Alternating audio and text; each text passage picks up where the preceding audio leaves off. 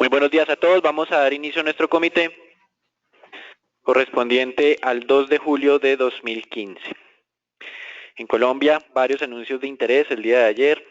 Se incrementó el precio de la gasolina por galón en cerca del 1.67% en Colombia. Al mismo tiempo, por temas de ajustes en la regulación, el precio del gas propano se incrementaría a mediados de este mes en un 15%, lo cual afectaría, de acuerdo a los medios de información, a cerca de 9 millones de habitantes en este país, en Colombia, que pues dependen del consumo de este producto.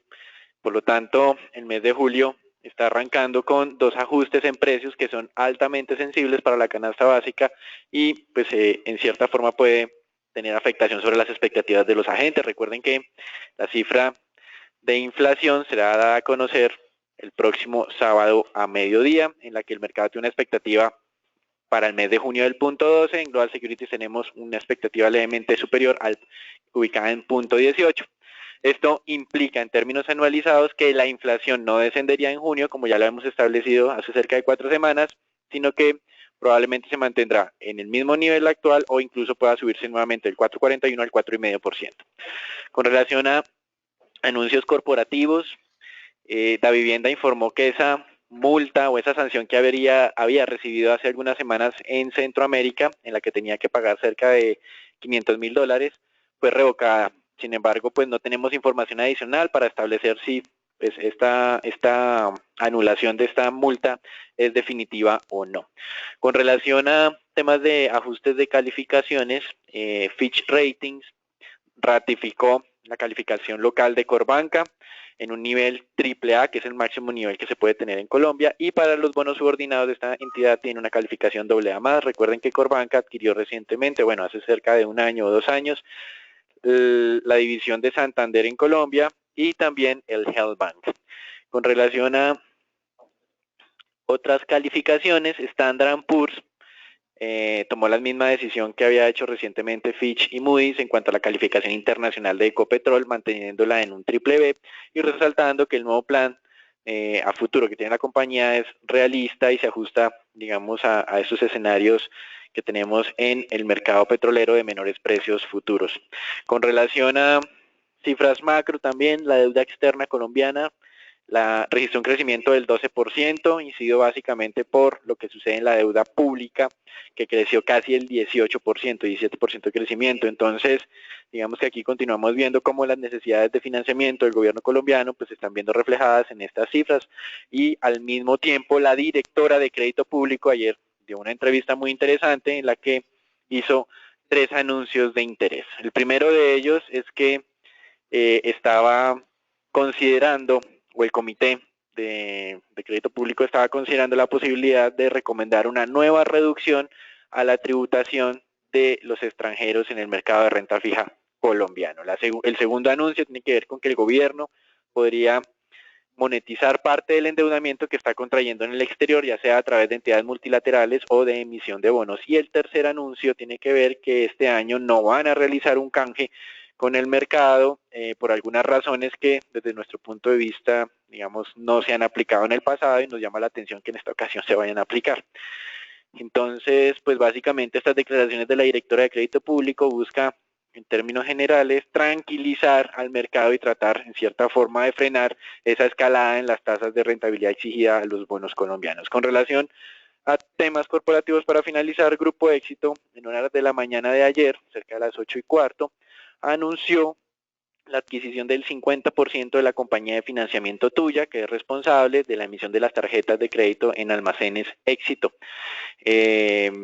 Esta compañía era más bien 100% del Grupo Bancolombia, y ahora pues van a tener una participación igual 50-50. Con relación a cifras o indicadores en América Latina, queremos destacar que ayer se registró el debut accionario de la división de autopartes de Grupo Alfa en México. Recuerden que esa compañía se llama NIMAC, y esa emisión de acciones fue o se podría destinar en parte para la adquisición de las acciones de Pacific Rubiales por parte de Grupo Alfa, en caso de que la adquisición sea aprobada por los accionistas de Pacific Rubiales el próximo 7 de julio en asamblea extraordinaria. Para que se hagan una idea, Grupo Alfa es socio de Ford en esa división de autopartes, en Nemak. Entonces, digamos que esta emisión es llamativa.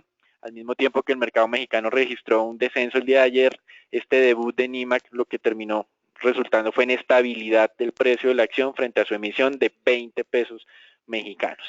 En Brasil, el presidente del Banco Central se muestra un poco más confiado sobre lo que va a pasar con la inflación a futuro, a pesar de que este año ha continuado incrementándose. De hecho, la inflación en Brasil se está calculando que va a cerrar en niveles del 9% en el 2015, a pesar de esos incrementos sucesivos de tasas de interés, que ya tienen pues el indicador de referencia en Brasil cercano al 13%. Algunos agentes de mercado están apostando a que esa tasa de referencia en Brasil puede incluso superar el 14% para cierre de este año.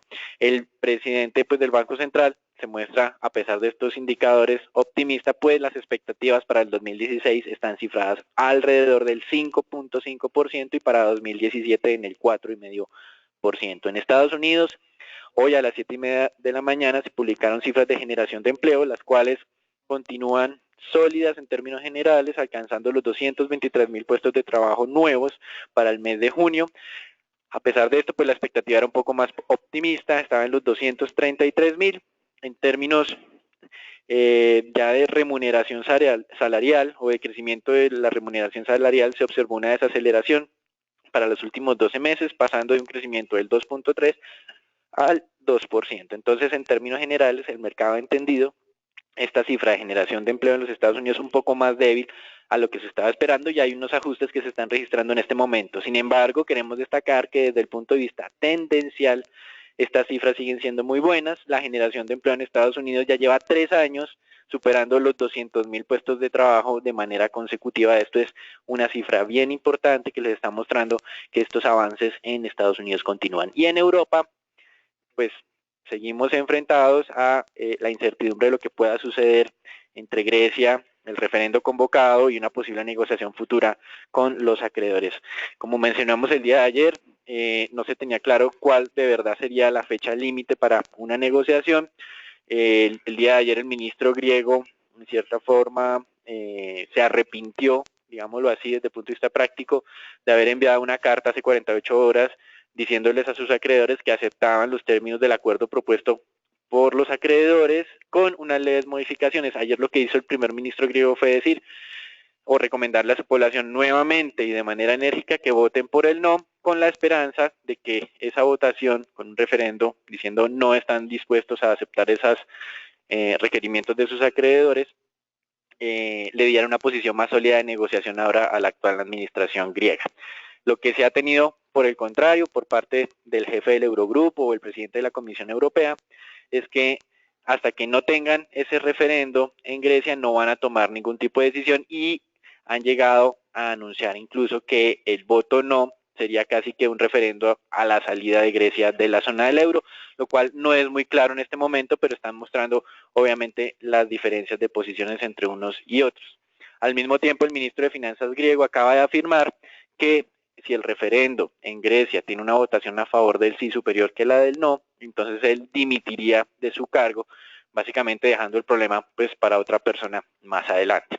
Entonces, en cierta forma, esto es lo que ha llamado la atención. Mientras tanto, los inversionistas institucionales en los Estados Unidos consideran que esas restricciones para realizar retiros de la banca griega hará que en la población vaya creciendo digamos, el apoyo por el sí en el referendo. En este momento, los últimos sondeos han mostrado que la diferencia a favor del no se está cerrando, es decir, que muy probablemente cuando vayan escalando estos problemas de retiros de depósitos en Grecia y la desconfianza de la población vaya aumentando, entonces, en cierta forma, los inversionistas institucionales en Estados Unidos consideran que se va a voltear el referendo para que voten sí y acepten esos requerimientos que le están haciendo sus acreedores. Entonces, esto es importante, recuerden, el próximo domingo estar muy pendientes de el resultado y sus posibles implicaciones para el día de lunes. Mientras tanto, Moody's reduce la calificación de Grecia, lo mismo que ya hizo Fitch y Standard & Poor's, solamente ubicándola un nivel por encima de el escenario de default, lo cual es equivalente al triple C menos. Para Moody's las escalas sería entonces CAA3. En los datos económicos, y para mostrar que los ajustes en Europa sí funcionan, España mostró en el mes de junio una reducción de su nivel de desempleo en un 2.25%, con una importante generación de empleo, aunque obviamente la situación en España sigue siendo muy complicada. Tiene más de 4 millones de personas desempleadas o de personas que están buscando trabajo y no encuentran. Con relación pues a los mercados accionarios en el mundo, y a pesar de esta situación griega, ya es la tercera jornada consecutiva en que no estamos observando caídas generalizadas, solo tenemos un mercado chino en donde pues está creciendo la desconfianza por parte de los inversionistas, pero en Asia este movimiento no es generalizado tampoco. Japón registró un avance importante del 1%, impulsado por las ventas de sus automotrices o de su sector automotriz a los Estados Unidos. Y el tema de Grecia pues tiene a los inversionistas a la espera de lo que pueda suceder el día domingo, razón por la cual pues aparentemente esa alta confianza que tienen los inversionistas institucionales está demostrando que no están descontando en este momento el escenario más negativo posible. Eso es todo por ahora, los dejamos con Agustín.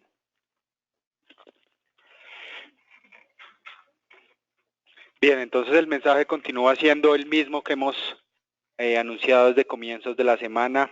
Cautela hasta el día domingo, ¿no?, cuando se llevarán a cabo entonces el referendo en la zona de Grecia. Lo que podemos ver aquí es una, digamos, volatilidad y bajo volumen de negociación en el mercado nacional e internacional y local, y entonces por esa razón continuamos, digamos, con esa recomendación en lo que tiene que ver con el mercado accionario. Recordarles que las opciones en renta fija y en los fondos, digamos, a la vista y otro tipo de inversiones son las que estamos recomendando en este momento, donde, digamos, la cautela es el mensaje general que queremos entregar a nuestros clientes. Si ustedes se fijan, el día de ayer prácticamente todos los sectores que se transan en el índice Colcap cayeron después de haber tenido un comienzo de día, digamos, positivo.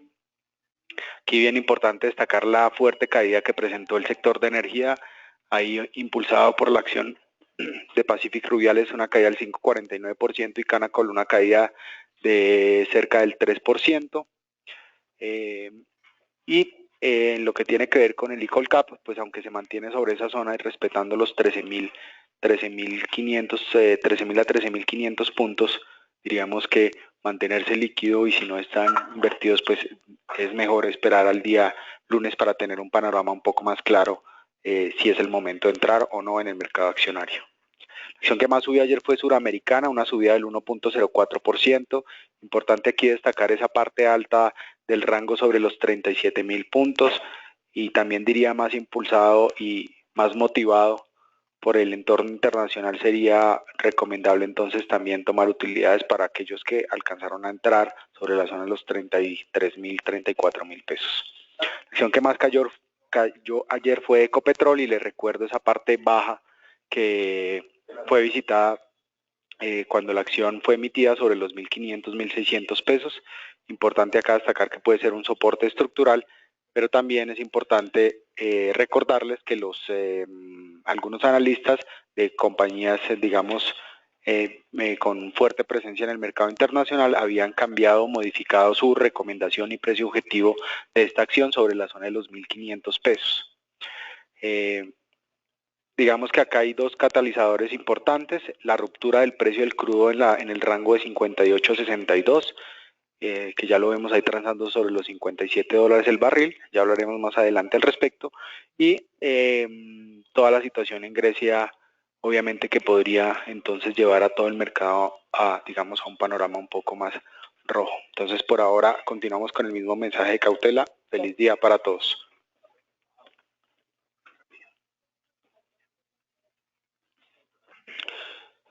Buenos días. En información relevante para emisores, tenemos que el día de ayer Éxito y Almacenes Éxitos anunciaron que mediante un contrato de compra-venta de acciones con Bancolombia y los demás mencionados en el texto, adquirirán el 50% de las acciones en circulación de la compañía de financiamiento Tuya. Tuya ha sido la compañía mediante la cual Éxito tiene productos como la tarjeta de Éxito.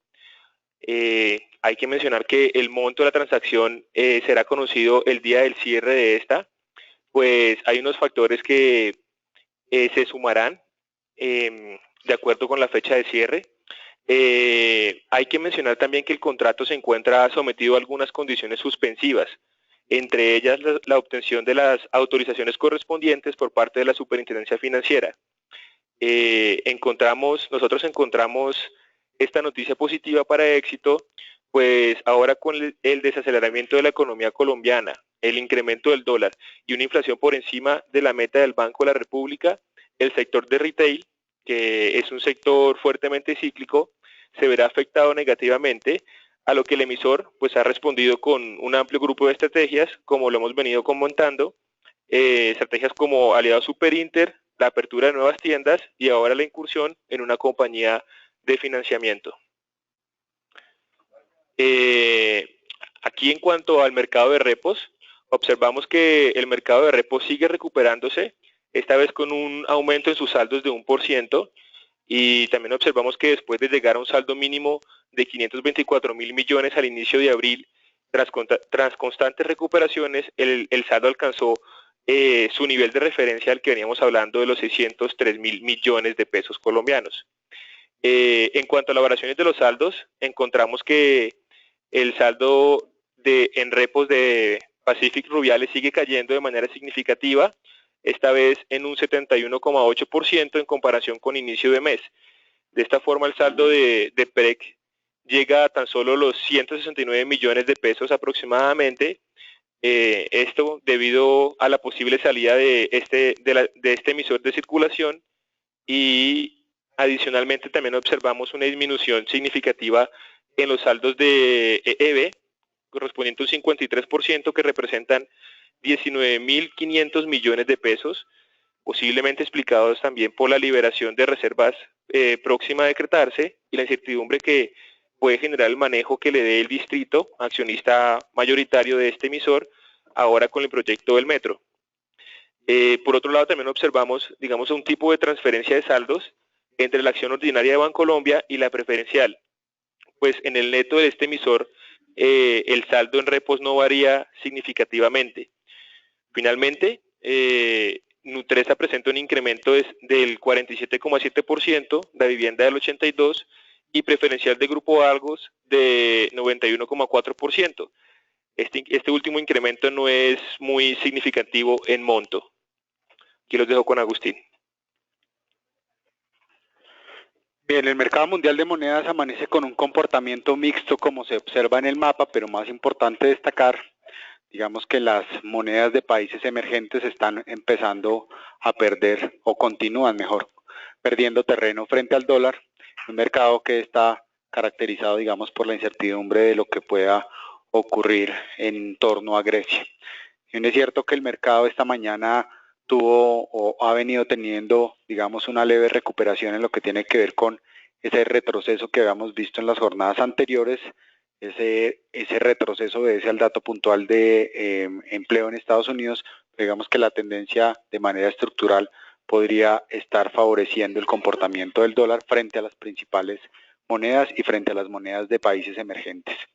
De hecho, acá, para analizar rápidamente el euro, pues vemos cómo estaba muy cercano a la zona soporte de 1.10, se ha mantenido sobre ese rango 1.10 a 1.14 y digamos que aquí el riesgo es más con un sesgo bajista. La ruptura de 1.10 nos podría llevar a esta zona de 1.08, digamos más en el mediano plazo la parte baja de 1.06 y esta parte y este rango, perdón, de 1.14 pues digamos que se podría consolidar como una resistencia en el mediano plazo. De igual manera, el índice de XY pues muestra, digamos, una resistencia importante sobre la zona de los 96 puntos. Aquí lo que podría ocurrir entonces en las próximas jornadas es ver el repunte hacia la zona de 98, incluso podría llegar a los 100 puntos. La misma línea del peso mexicano, les recuerdo, teníamos ahí sobre la ruptura del 15.40 un precio objetivo de 16, de hecho se alcanzó a transar sobre el 15.80, digamos esta mañana y lo que vemos es un retroceso generado por el dato, como ya lo mencioné, de empleo en Estados Unidos. Colombia, pues bien importante tener presente que ayer alcanzamos prácticamente la zona objetivo de los 2.650 pesos que habíamos planteado desde la semana anterior, pero aquí digamos que hay dos datos relevantes que podrían entonces, y ya lo estamos viendo, ver un retroceso importante en el tipo de cambio. Pues el primero, como ya lo mencionó Daniel anteriormente, ese anuncio por parte de la directora de Crédito Público en lo que tiene que ver con una posible monetización de divisas, de dinero que tendría que ver con la emisión de bonos en el exterior o endeudamiento a entidades o con entidades multilaterales. Esa monetización podría darse a finales de este año o comienzos del 2016. Digamos que eso ya genera unas expectativas de entrada de divisas, y aquí lo que podría causar entonces es la toma de utilidades para esos operadores que habían venido tomando posiciones largas. La segunda pues tiene que ver con el dato de empleo esta mañana en Estados Unidos, que está llevando a todas las divisas a un leve o digamos a un fortalecimiento frente al dólar de manera puntual. Sin embargo, pues digamos que el driver más fuerte del mercado continúa siendo Grecia, Europa, y la fortaleza que está teniendo la economía estadounidense frente al resto de economías en la zona euro. Entonces aquí lo que vemos es una oportunidad nuevamente de compra sobre la zona de los 2.600.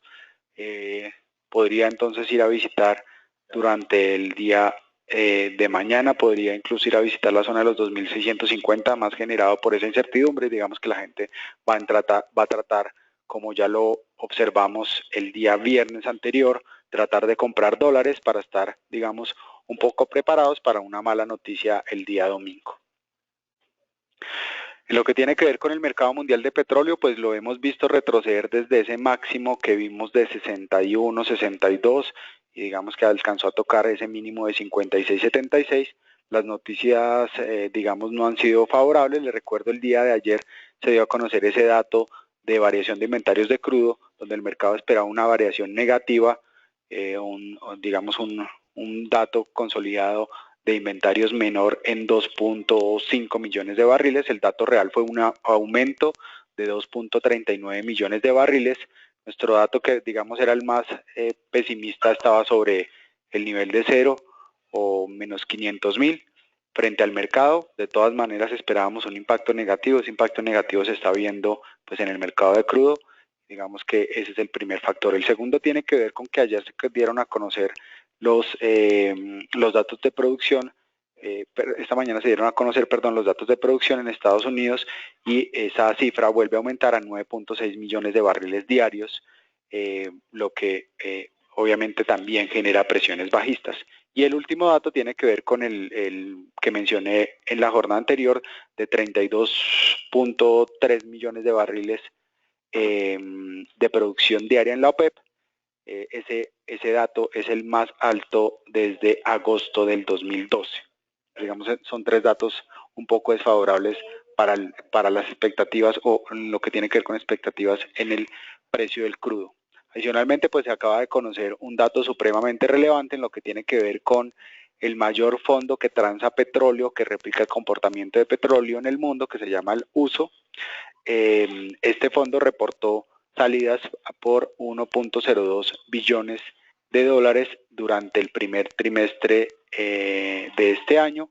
Ese dato no se veía tan fuerte desde el año 2009. Les recuerdo cuando el crudo cayó allá desde 140 dólares el barril, también en ese año.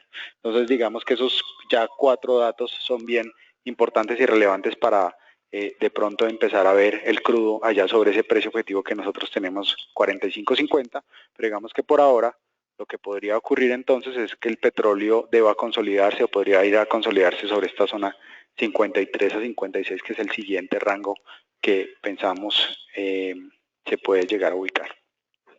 Eso es todo por hoy. Feliz día para todos, y los dejo con Daniel. Bueno, ya para terminar, en el mercado de renta fija, seguimos viendo, entre comillas, la tranquilidad del mercado, que pues se ha alejado transitoriamente de las apuestas refugio en los mercados internacionales. Los bonos del Tesoro de Estados Unidos repuntaron el día de ayer, los bonos alemanes, franceses también. Hoy, con las cifras de empleo en los Estados Unidos, estamos viendo unos leves retrocesos. Creemos que es algo muy puntual, teniendo en cuenta pues que las cifras tendenciales del mercado laboral siguen siendo muy positivas para los Estados Unidos. Eso, en términos generales, lo que tiene que ver internacionalmente. Localmente, las declaraciones de la directora del Departamento de Crédito Público en Colombia, básicamente lo que nos hace entender a nosotros es que ha recibido el gobierno algunas menciones de desconfianza con relación a lo que serían las cifras o ese plan financiero 2015-2016 y pues han tratado de salirle al paso tratando de aclarar algunos puntos y dar mayor confianza a los inversionistas y también inducir en cierta forma un freno a la escalada de tasas de rentabilidad exigidas sobre la deuda colombiana. Eso es todo por ahora, los dejamos con Felipe. Buenos días a todos. En el tema renta fija en Colombia, tener cautela, seguimos con cautela. Niveles hoy de operación están entre el 7.25 y 7.26. Ayer, terminando jornada, logró tocar el 7.30 otra vez. Hoy está un poco más tranquilo debido a la bajada de los bonos del Tesoro americano por el dato de empleo, los cuales pasaron de operar del 2.44 al 2.37 en estos momentos, aunque seguimos con nuestra visión de tasas al alza. Creemos que vamos a cumplir nuestros objetivos de 7.32, 7.40 y nos preocupa ver que si hay alguna ruptura de este 7.40 entraríamos en niveles máximos que no hemos visto desde el 2011-2012 por niveles cercanos al 7.60. No tendría ningún nivel ahí ni ninguna objeción esa ruptura del 40 hacia el 60. Por eso estamos viendo con suma cautela el mercado de TES aquí en Colombia. Creemos que el 7.40 puede ser una buena prueba para empezar a comprar, pero con un stop cercano al 7.44, 7.45, debido a que una ruptura de eso sí nos lleva rápidamente al 7.60 a visitar nuevos highs que no vemos desde hace 3, 4 años. Es importante ratificar lo que decía Daniel, la gente no le está creyendo a las cuentas del Estado, por eso sale ayer la entrevista de la directora de Crédito Público, en el cual dice que también están pensando en bajar la tributación a los inversionistas extranjeros. Eso es algo que se puede demorar bastante para el mercado. Lo que pasa es que trata de venderle la idea al mercado que pueden llegar más inversionistas extranjeros, cosa que no hemos visto en los últimos 3, 4 meses, cuando hemos visto que la tenencia de portafolio de los inversionistas extranjeros ni ha aumentado ni ha disminuido, se ha mantenido plana, ya debido a que ya todo el mundo se cuadró con sus porcentajes de participación frente al indicador de JP Morgan. Entonces, por eso no vemos ninguna alternativa de que los inversionistas extranjeros por el momento vayan a incrementar su participación en el país. Por eso seguir con la cautela, niveles cercanos al 7.22, 7.18, zona de venta, y desearles un feliz día y muchas gracias por participar en nuestro comité diario.